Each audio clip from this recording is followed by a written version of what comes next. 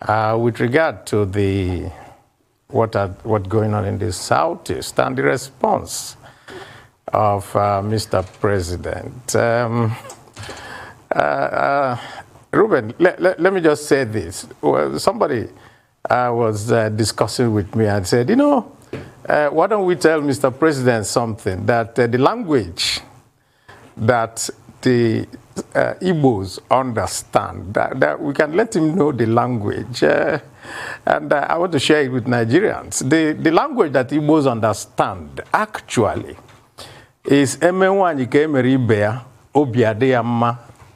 In the days when we had polygamy that is rife, when you treat every wife the same way you treat all of them, they will be happy. In other words, treat me as you would want to treat every other person. It is this imbalance in treatment, this unjust treatment of people, that is leading to this whole, I would say, response by violence. But I can say one thing.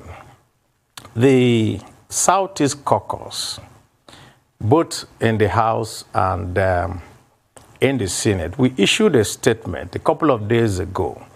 And what we said was that we totally condemn the violence that is enveloping us in the Southeast. No, none of us supports the raging violence there, the killing of policemen, the destruction and the burning of government offices, INEC, courts, and so forth. None of us supports it. We know, and we know that you can only get what you want by negotiation, and that you're not going to get it through a violent means. But another thing that we also know is that the response that we're getting from the federal government does not seem to us to be a response that is calculated to douse tension and bring peace. When you threaten to visit on people depredations of civil war, what type of message are you sending out? We expect Mr. President, as the father of the nation, to be able to embrace everybody. But you see, we have always seen this pattern. And this pattern is that it doesn't matter what happens elsewhere. Anytime anything happens in the Southeast, it is when the president comes out and with this and says, we will crush you, we will do this, or we will do that. And we think that that is not not a way to go. If you go to the airport, and if you're coming from the airport in Abuja, you will see this big banner with a very beautiful photograph of Mr. President, and that banner says, Baba for all. So, if Baba, rather than being for all, is for some people, and then for the Southeast, you tell them that I will deal with you. I don't think that people in the Southeast are going to be very, very happy about that. And that is what we see. As for the root cause of what is leading to all this, we have consistently said it over the years, and that has always been that the root of everything is justice. If you do not give people justice, the impression will always be created in the minds of those from the Southeast that they are being seen as people from a different place. Let's just put it that way. Because I remember that when we started shouting about the incursion of the herdsmen, the killer herdsmen coming into Nigeria, and coming down south to the Benue Plateau, and there's so much killings and all that. And we continue shouting, what's going on? And we were always being given very different reasons for which we should accommodate foreigners. And we couldn't understand it. And I remember that on the floor of the Senate, we all condemned it, and condemned it not just by those from the Southeast, but everyone. And so at this moment, where things have gotten to this point, to now see that it's only one part of the country, the Southeast, that is going to be visited with the might of the federal government, makes all of us, well, say that we could find a better way and a better path. And the only way we can do it is engagement with the people. We must engage. When the Southern governors met, they said, try to engage. Everybody has been saying, try to engage. When we're still waiting for that engagement. Well, I was explaining the situation, the position of Igbos in Nigeria to a foreign friend of mine, and I used the phrase stepchildren is how Igbos are treated. So it's funny you should mention polygamy. I took it to a different level. But I want to play devil's advocate here and ask you if you feel personally threatened by what the president said as an Igbo man, or if he was actually referring, if that tough talk was targeted specifically at criminals causing unrest in the Southeast, because those are the people making Igbo women widows and Igbo children orphans when they go and murder police officers and murder innocent, peace-loving Igbos trying to just get along with their lives. Well, also in playing devil's advocate, let me also play the reverse to you. Was any threat made to all people in the Northeast? With all the killings going on there, was there any threat made to the people, even in the president's own state of Katsina, with all the killings and banditry and everything going on there? None. So why the Southeast? That is the question that we always want to ask. And I think really that let me also use another adage in Igbo. The world view of the Igbo is Egbe bere, ugo bere. Let the eagle and the hawk perch together. Let no one tell the other don't perch. And that has always been our feeling. Now, Igbos are the most widely traveled people that you know. And we also have an ethos, and that is Ojembe Enwe Iro. We cannot be angry with people because we also go out everywhere.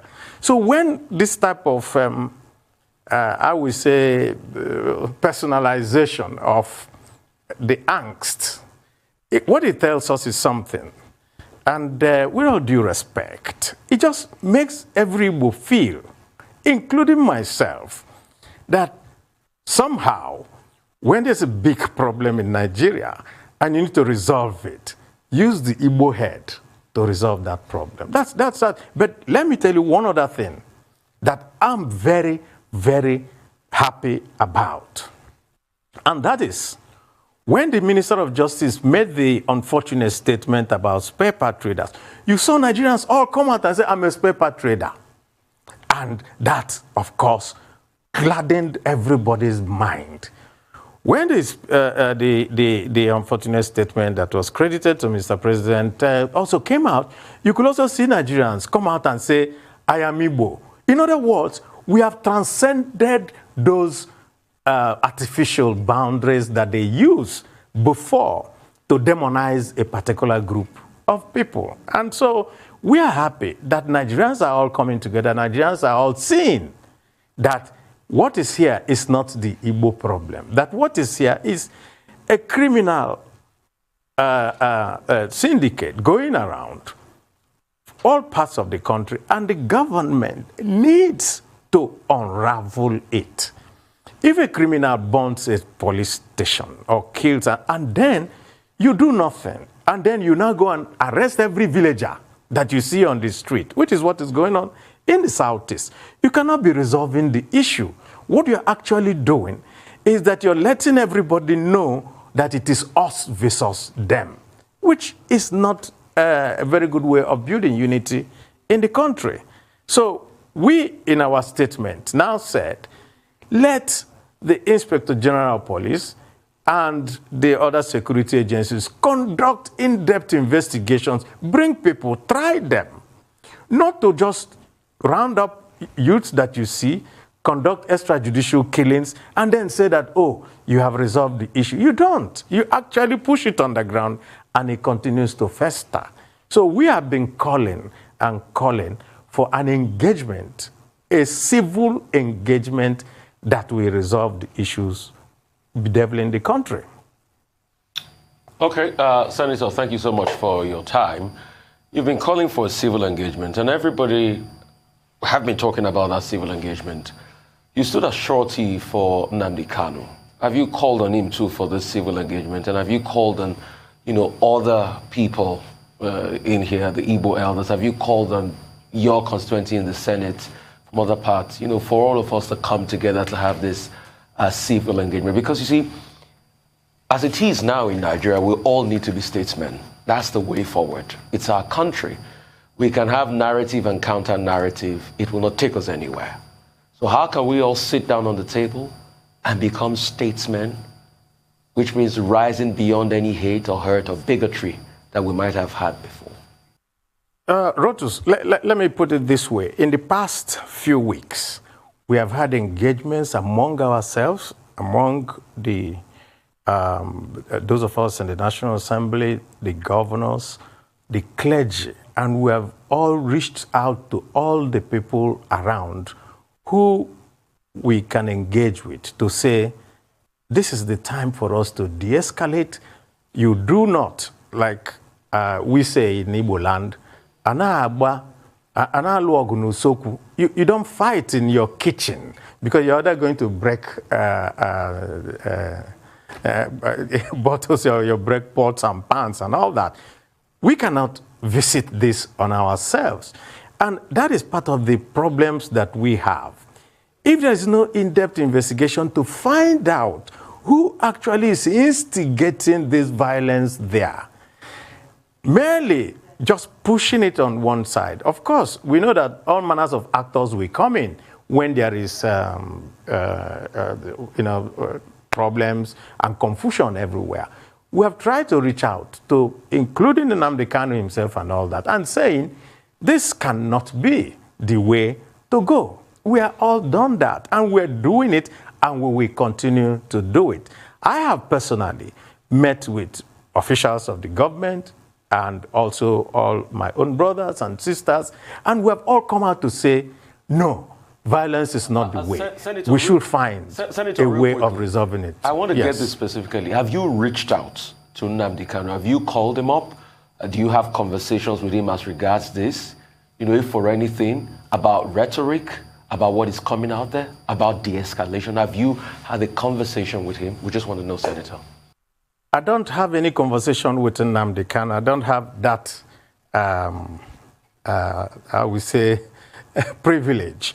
What I do is that I go through his lawyers to tell him this is what we think. And we have been trying to reach out to him. And so he has gotten information from us to say, no, this is not the way to go. We also, look, the people who die, they are also fathers, mothers, brothers, sisters of people. People who get killed, they also have widows, they also have children, they have, and when people get killed, I don't really look around to know whether the person is Igbo or Ijo or whatever. All manners of people get killed, and that cannot be the way forward. And we have done so. Well, Senator, very quickly, people are already reacting to this conversation we are having with you, and I've seen one or two comments here. But first, one concern is that, yes, you are saying that the president is targeting the Southeast, but somebody sent in a message saying, but it is precisely in the Southeast that you are having a lockdown enforced by non-state actors.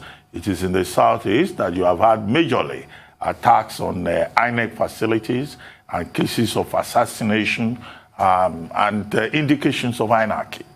that should the president just fold his hands. And in any case, somebody also sent a message that you should be asked the question that, look, Senator Abaribe, yes, you stood surety for Nnamdi Kanu, 500 million naira bond. And that person who sent that message was asking, have you paid that bond? But my own question now, after reacting to those reactions, my own question is this. In January 2020, a year ago, you called for the resignation of President Muhammadu Buhari. You argued on the floor of the Senate that his inability to deal with the security situation in Nigeria had reached a point that he should resign. Do you still hold that position today, or you have shifted position? Okay, so let me start from this one, the first one you talked about. I don't think I'm the only person who has done so.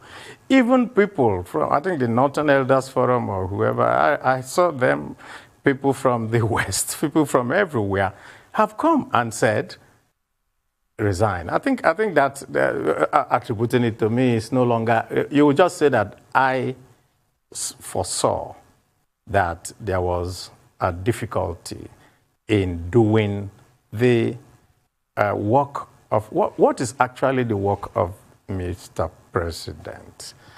The job of a president is actually to lead us towards, I would say, better welfare, better prosperity, everything, and to be able to wield the diverse parts of Nigeria together.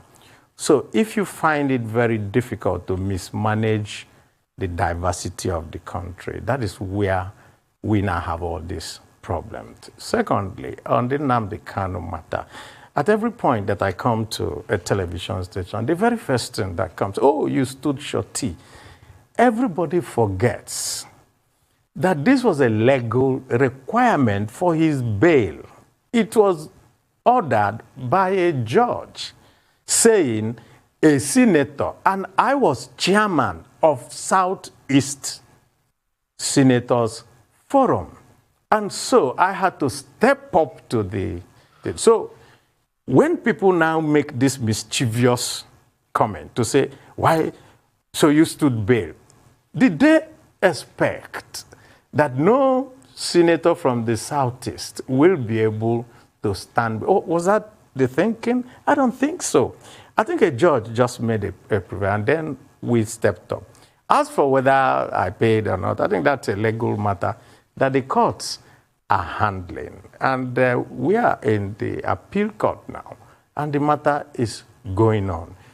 I think that really, instead of having an honest conversation about the problem of Nigeria, usually people bring in extraneous factors, and the extraneous factors now tend to dominate the conversation.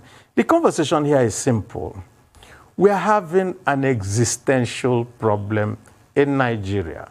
And when you have this type of problem, statesmen come together to say, how do we resolve these issues? And all that we have said is, can we all come and even have a conversation on it? And at any time you say that, there is always this, I would say, fallback position.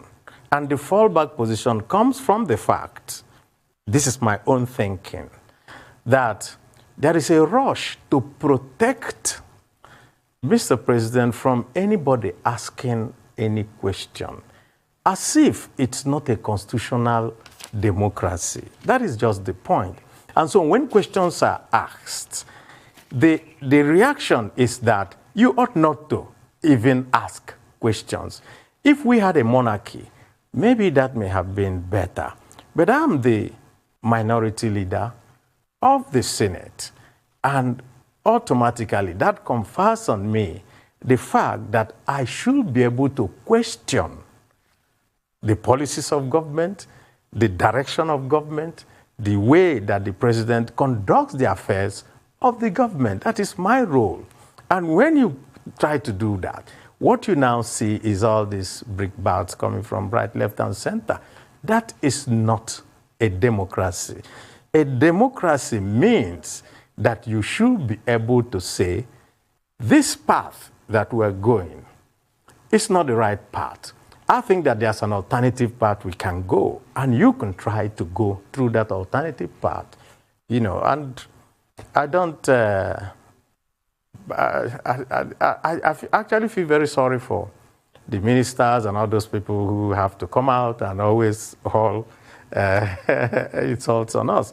The reason is that they have to also protect their jobs. And so they think that doing their job is by making sure that nobody talks. So we now have a situation where some people feel that we should be the three monkeys, deaf, dumb, and blind. That cannot be. I'd like to specifically raise the issue of the fires, the arson attacks on INEC offices and facilities in the Southeast in quick succession. You know, it's clearly an attack on our democracy at a time where it's hoped now more than ever that a critical mass will be reached for an Igbo, well, a president of Igbo extraction, as they like to put it, in the media. Do you have any insights into the perpetrators and their motives?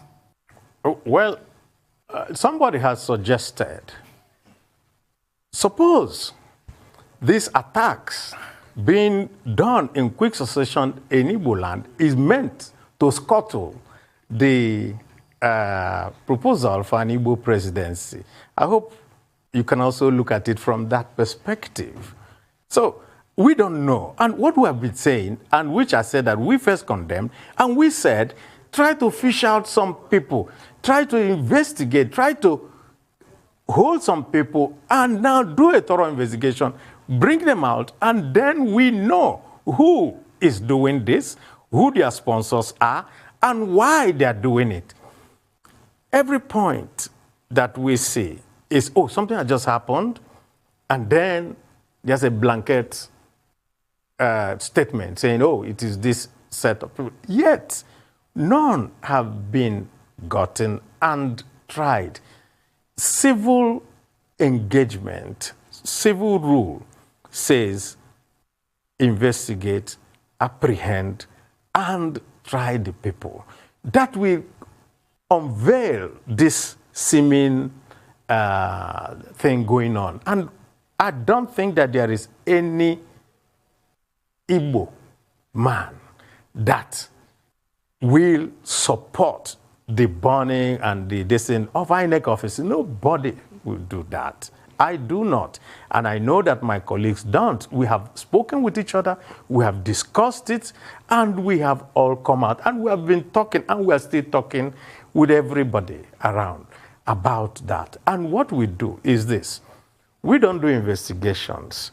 We continue to call on the authorities that do the investigations, the police, the DSS, and all that. Can you get these people and make sure that they are tried? That will now unravel all these plots going on.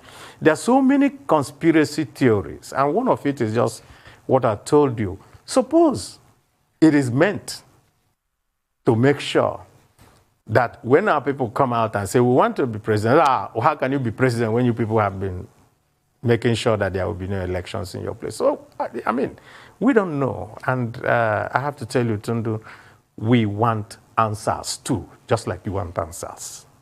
Still speaking and sort of like segueing from where Tundu stopped, Dr. Eziefe, former governor of Anambra State, was here yesterday, was on this platform, the Arise News Night, and he kept on saying that the attacks going on is to discredit people from the Southeast. That was the slant of his conversation yesterday. And somebody wonders, like you say, there are many layers to it. Could it even be political? Why is it that there's a concentration of this in Imo State, all of a sudden? Some people are even asking, is this not the same Imo State that Ihedioha was there for quite a while? It was peaceful as anything, and all of a sudden, a new governor comes in, and there's contestation. So what is really happening? Because there are many layers of this, you know. If you keep peeling all the bulbs of this political onion going on in the Southeast, we seem not to be able to get to the end of it. Well, I think your guess is as good as mine. Whatever I say here will be mere speculation. But I do not believe, and I repeat, I do not believe that our security agencies are incapable of getting to the root of this. I do not believe that. I think they can. I think it is possible. And we can deploy all manners of assets to use to be able to get to the root of this. And the sooner it's done, the better for each and every one of us. I mean, why Igbo, like I asked earlier on? Why is it that there's a big blowback in Imo State? Why? Could it be because of the political fight? I have no idea why. Yeah. Well, that would be speculation. Like I said, that would be speculation. Senator Abaribe, well, I see that a lot of people I see that a lot of people are interested in this conversation. Someone just sent me another message now and said, well, you were very critical of President Buhari's statement yesterday, but that you need to be reminded that the president also much earlier, before now, declared a shoot-on-sight order against herdsmen in the northwest and bandits in the northwestern part of the country.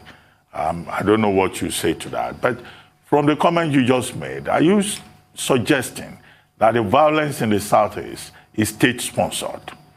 Because you kept talking about conspiracy theories. So are you saying that it is state-sponsored? I'm saying that we should leave our options open until we are able to get to the root of it. And nothing should be taken out of the table. Because we have also, during the Abacha era, also seen state-sponsored things happening. If you remember, Ruben, because you were in Lagos then, as part of what was going on then. But going beyond that, the reason why the Southeast got especially worried with Mr. President is that we had suffered the devastation of war. And so, when someone that we regard as our father now tries to remind us of what was done to us, naturally, we should be very, very, very worried about it. The shoot-on-sight order, assuming that Mr. President had just said, we will not tolerate this, what is going on in the Southeast, and that we are telling everybody, no, that no more, if we get you with that, nobody will talk. But to now say, oh, these children, let me also say this. The children that you refer to, as much as they don't remember the Civil War, they also know what justice is. They know what equity is. They know what inequality means. And so, if you want to put out fire, you deprive it of oxygen, because oxygen that makes that fire burn. And so, what is the oxygen that is making all these fires burn? Once you do that, then you will not have any reason to have anybody want to feel that they should be disengaged from the Nigerian project. That's just what is going on.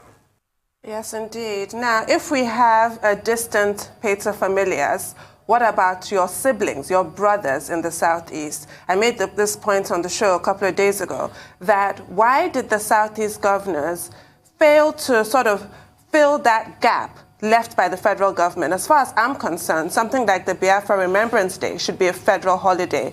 It is not. But nothing stops the Southeast governors from making it a federal state holiday in that zone, similar to what the Southwest governors did with June 12th before the federal government finally caught up and arrived at the party years later. Why has that not happened? Because nature abhors a vacuum. What the governors failed to do, you have a person like Nnamdi Kanu, who then stepped up to the plate and did it, and then issued a death threat to whoever, flouts the stay-at-home order, which we all know is not ideal. What is the role of the Southeast governors in fostering this sense of harmony and sense of belonging and sense of dignity, quite frankly, in the Southeast region? Tundun, there's a saying in our place that says, that when you wake up, it's your morning. Senator, at the end of this program, yesterday. Sorry to interrupt you. At the end of this program, I'm going to do an index of all the Igbo proverbs today. Because this is about the sixth one. But it's okay. Please carry on. Yesterday, I read somewhere the chairman of the Governors Forum, Dave Umahi of Ebonyi, saying that they will now start to celebrate the May 30 the celebrations in honor of those who died during the war. So now that he has said it, I'm sure that it must have been a conversation among the governors, and they're probably going to do it. They may be coming late to the party, but they're arriving there. Right. So real quickly, I want to talk a little bit about Igbo presidency. Is that still on the card? Because at the start of the year, before this violence, the conversation was on Igbo presidency, permutations here and there. All of a sudden, it's about violence now in the Southeast region. Is Igbo presidency still on the card? What are the conversations going on that we don't know about Igbo presidency? What are the possible candidates? Who are we looking at? How is this talk across the Niger going on? Are these candidates meeting people from the East? Could it be a Mogalu? Mogalu came out and said, I'm putting my heart in the ring yesterday. He's an Igbo man too. Could it tilt towards Mogalu? Because if you talk Igbo presidency now, the only person I'll say I've seen is Professor Mogalu, because he's declared. Well, let's just put it this way. We belong to political parties. I belong to a political party, the People's Democratic Party. And there are ongoing conversations within the party. But let me address what you said about this violence and Igbo presidency. Look, Katsina has far more violence than the Southeast combined. Yet, we have a president from there. So when people start to make all this, we just say, what do you mean? They are just pockets of violence all over Nigeria. Does that mean that the president will not come from somewhere? So for anybody to make that argument, oh, there's violence there and therefore you should not go there, where is the place where there is no violence? None. So that is not an argument against it. What I know is that talks will go on within parties. When the parties now go for their conventions, those who want to be president will come, and then they will sell their ideas, and then they will, somebody will be chosen. I think that what we as Igbos ought to do, and which some of us are doing, is to engage all the actors within our parties and be saying, we think that this is the best way to go, to be able to assuage everybody's feelings and all that. And I think that Ezife, in his intervention, not just here, also in TVC News and all that, because it was the TVC one that I saw, yeah, and he continued to say, resolve this issue to help us feel, Senate Minority Leader, Senator Enyinaya Abaribe, made in Aba, as he titled his biography, his book of reflections. Anyway, it's good to still have you on the program. Very quickly, you were talking about Igbo presidency. I don't know whether you want to conclude on that before we take another question. No, I had concluded. I said, okay. Then quickly deal with that within the context of our parties. Okay. Then quickly, let me ask you about this constitutional amendment process. Many Nigerians are skeptical. Many groups have said it's an exercise in futility, and that what the National Assembly is organizing is just a jamboree, particularly as we have a duplication of efforts. The Senate organizing its own independent public hearings, the House of Representatives also organizing its own separately, driving up costs and, wasting resources on logistics that could have been harmonized. But in terms of the overall objective, do you think anything concrete, anything meaningful, anything acceptable to Nigerians, particularly those who are asking for a new constitution, a people's constitution, will come out of this current process? Well, let me take you back to history, Ruben. If you recall, there was a time that when President Yar'Adua was indisposed and the vice president couldn't step up because the procedure at that time was that there had to be a letter from Mr. President. But we amended the Constitution to now give such provision now that if after 21 days there's no letter, automatically that kicks in. There is no amendment that will not lead to, what we want is a better union. And we, as the National Assembly, of which I'm part of it, we cannot on our own abrogate the Constitution that we were elected under. And so, the only thing we can do is to say, where are those contentious issues that we can take and deal with? And that is what is going on. And as for the number of consultations, I think the wider, the better. We ought to have every shred of opinion so that no one will turn around to say, I was not listened to, and therefore whatever you're doing should not work. I think that we should give it a chance. Right. I'm going to take you back to the 2023 elections because I have a question somebody asked me to ask you, and throwing out some specific names, people who have proved their political mettle, like Dr. Chris Ngige and Dr. Ogbonnaya Onu, and I will add women, obviously, like Sharon Ikeazu, and obviously Honorable, one of your colleagues in the National Assembly, Honorable Onyeji Ocha. What about people like that who have actually proved themselves? What are their chances, do you think? Well, they are in a political party.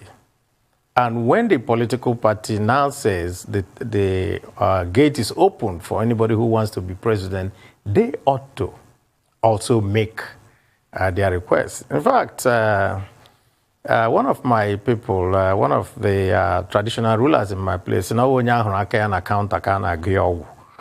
is a person you see his hand on the counter that you put medicine when they used to go to dispensary in those days. So if you sit in your house and you don't want to come out to be a president, how are you going to be? So nobody can ask and tell us, oh, you're not doing that, or you are doing that, or something.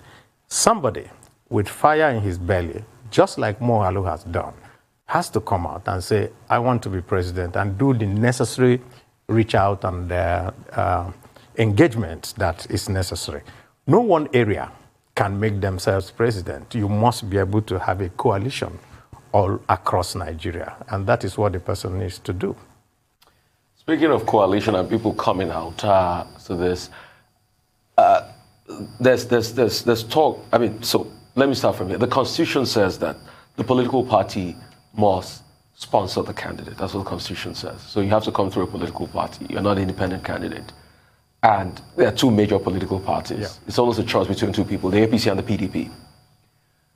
A lot of governors are defecting. Southeastern governors are defecting and going to the APC because there's a talk about their bread being buttered there as regards Igbo presidency.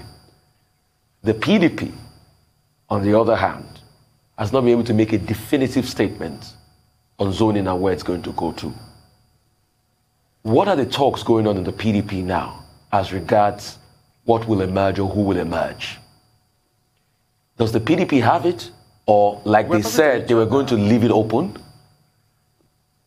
So, and what are the Igbo senators doing in the PDP to ensure that the PDP makes it come their way?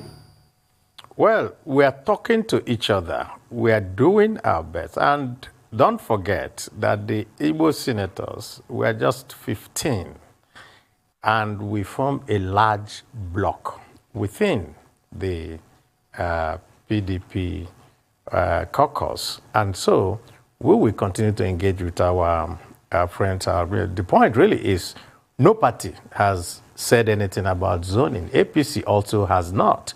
If, as you say, some people feel that their bread is going to be buttered there, good luck to them. Let them go and struggle for it. And we will all be part of helping them to be able to achieve their aim.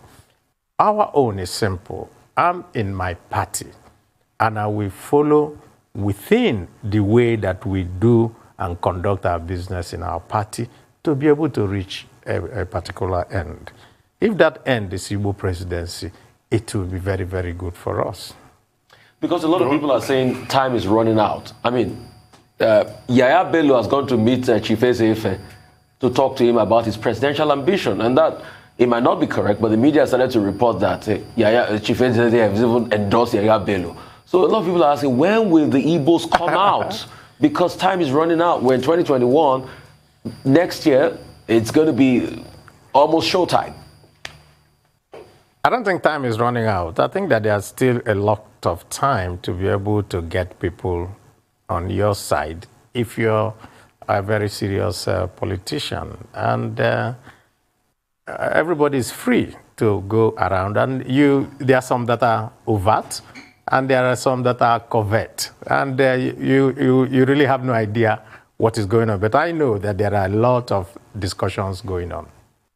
Okay, well, I'm going to take that question from another angle, and it's about defection.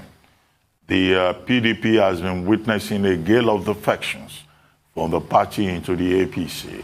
You represent Abia South Senatorial District, and one of the next governors that people have been saying is likely to move from the People's Democratic Party to the APC is the governor of your state, Ikpeazu, Governor Ikpeazu Okezie. And some of these governors, once they move like that, they will come around and say, well, once the governor moves, that's where everybody will go.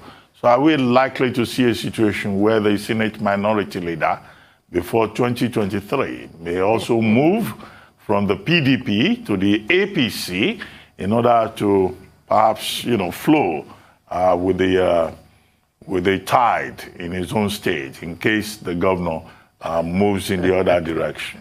And what is the PDP doing to stem this tide, this gale of defections? I do not think that there is a gale of defections. What you're seeing actually is people readjusting themselves. As for Abia State, I have been in contact with the governor of Abia, and he has given me repeated assurances that all these are mere speculation, that is going nowhere. And I can tell you, on my own, I will go nowhere. Nothing will take me out of PDP. But this is what we see going on. What we see going on is that governors are being wooed by the APC, and they're being told that, oh, don't worry, whatever you want, we will be able to give you. And they go in, and then they now find that the ground is not as level as they thought. And we're having a situation where governors go and then have to try to compel others to follow them. I mean, we're just seeing it happening recently. And people have said, we're not going with you. So I think that there's too much pressure. There's a lot of intimidation going on. They are being told that, oh, don't worry, we will win election again, we will write results, whatever you want, you will do it. Of course, it's not going to happen. INEC just has continued, and then the Electoral Act is coming that we're going to modify all those things, all the lacuna that has always been in our electoral management system. And I think that going forward, votes will continue to count much more than before. And so, anyone who is a politician who wants to be able, must be with his people, and you go where your people want you to go. I don't see anybody in Abia State wanting to go. Well, I mean, you've been I don't even want to mention the party. Anyway, Tondo asked you a question earlier. I don't think that is necessary.